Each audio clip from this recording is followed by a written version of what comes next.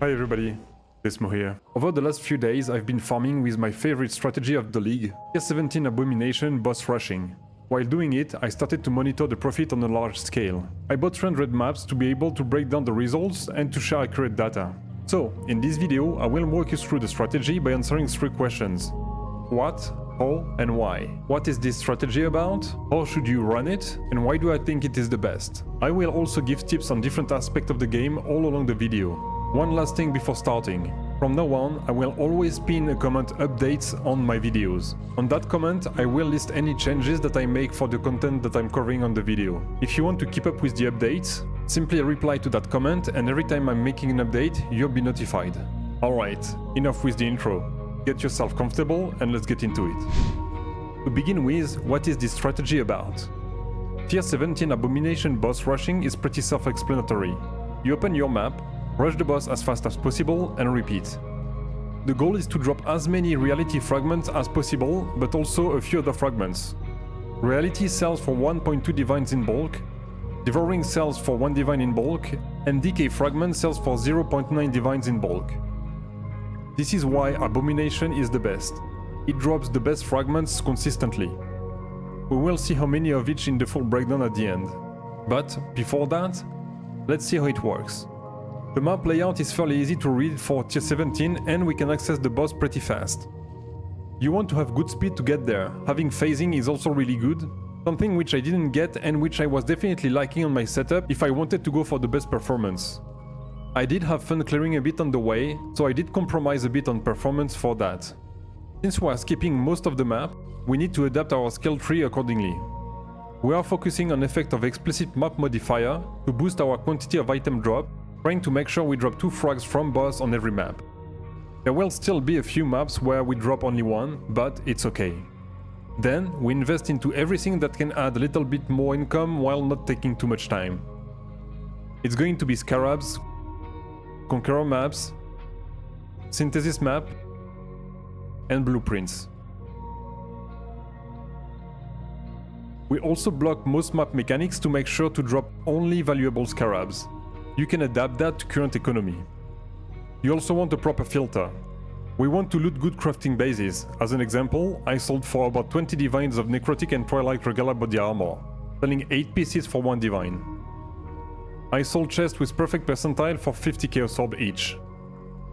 You can get my loot filter by going on my PoE profile page and following my filter. Link to my profile is in the description. For this strategy, I'm using the filter called Tier 17 Boss Rush Merc. Before moving on to the result breakdown, let me give you some additional tips. Make sure to always level up gems on your offense. Using a bow with Maloney's mechanism is always the best to have 9 gems leveling at the same time. Check what is best for profit according to the meta. I chose to go with volatile support and to crop them when they reach level 20. Note that you can sell level 20 support gems with GCPs to get back the gems level 1 with 20% quality, which I did, then corrupted them when they were level 20 with 20% quality. On average, I was getting 2 gems level 21 20% quality out of 9, which sold for 4 divines each. About trading, this strat is extremely good because you spend very little time trading. Take even more advantage of this by selling bulk only. We are profiting out of the frags mostly, so price them high and sell them only when you get a good amount.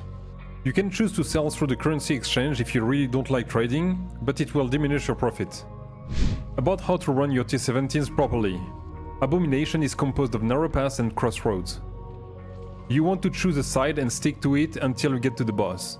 If you turn left at the first crossroad, stick to the left wall till the boss room, and vice versa if you choose to go right. Picking up the boss, here is how the encounter goes. You'll face 3 bosses at once to begin with. The Nightmare of Maligaro, the Nightmare of Chavroni, and the Nightmare of Doedre. The arena is in a sort of triangle shape, with a boss on each corner.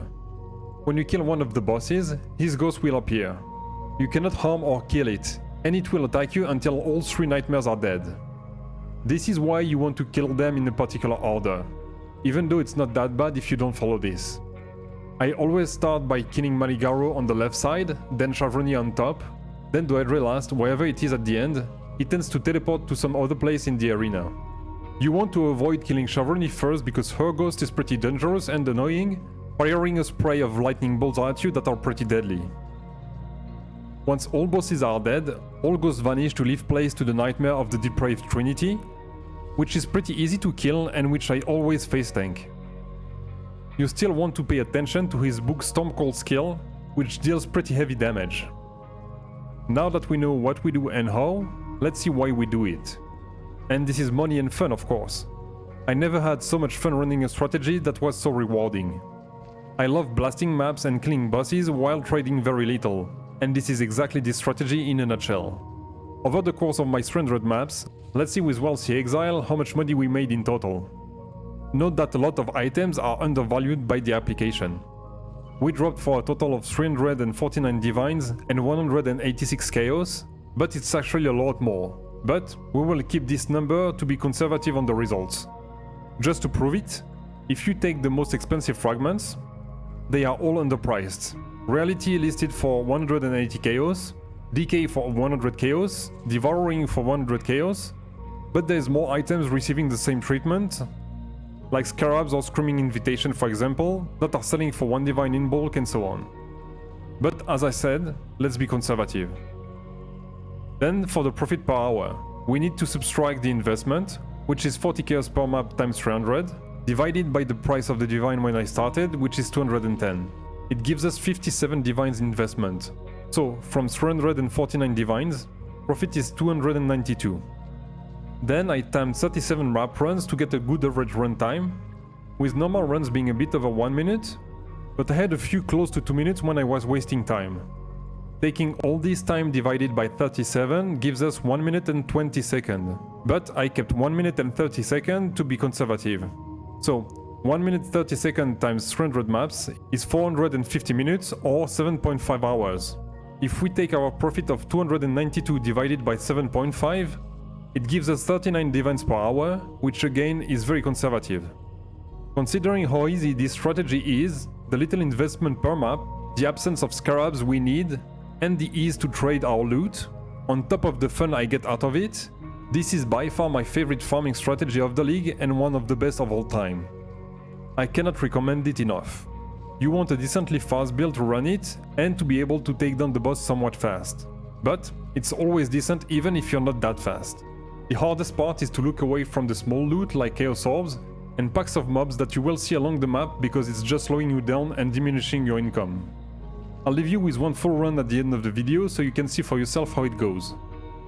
I want to thank all of you for your support on my last video and the positive feedback. If you have any question on the tier 17 boss rushing farming strategy, you can leave a comment. As always, don't forget to like, share and subscribe. And this is it for today, so until my next video, take care of yourself and bye!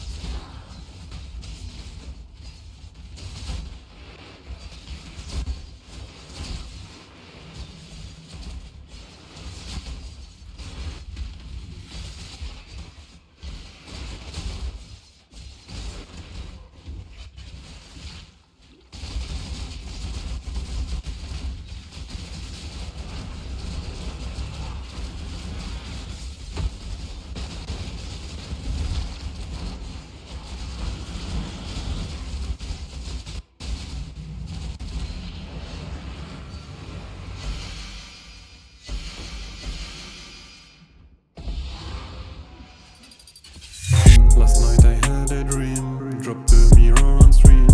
Oh my god, what's so clean, best thing I've ever seen.